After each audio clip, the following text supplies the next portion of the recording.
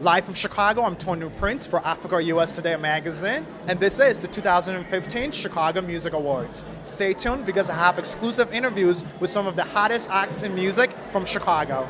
And this is Rhona Bennett. How are you doing? I'm doing wonderful.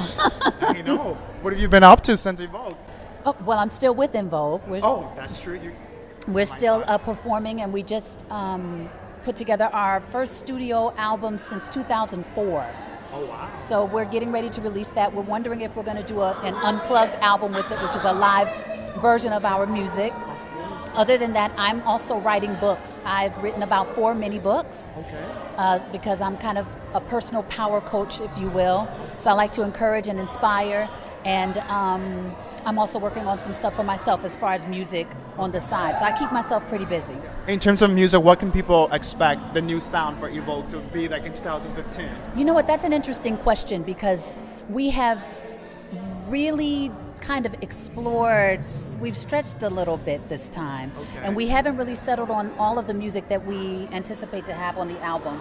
We did kind of flirt with EDM a little bit, electric dance music. Course, yeah. But I call it electric dance soul. Of course, yeah. And then some of it is not electric at all. It's just going to sit right in the middle of soul, but it's different. En Vogue has always kind of pushed the envelope a little bit. It's going to be different.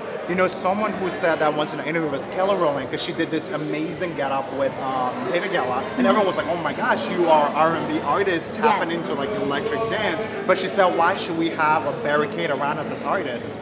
Exactly. And in terms of your book, how long have you been writing?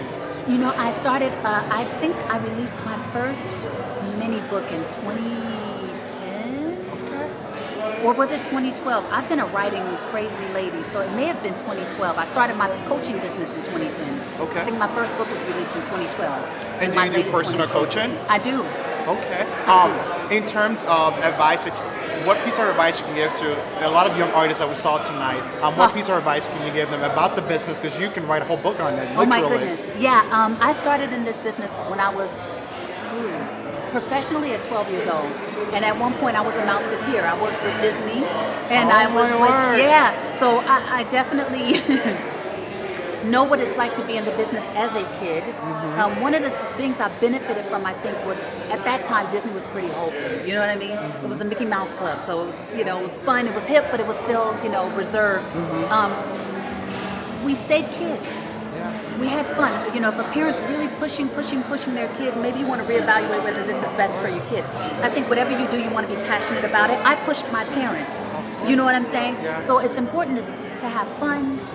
To honor yourself, find out who you are. Don't step too much outside of your boundaries. Who you feel comfortable being, because that's when you can kind of get into some rough waters. And then make sure to listen to the people who really care about you, because they can see better than you can see at that age. In Africa US Today magazine, we're always striving to encourage young people to explore education. Yes. What role do you think education could play or may have played in your career? I never stopped learning, and even now I'm still a student. I think that's what life is about. You never stop learning. That's what pushed me to be a coach. You know what I mean?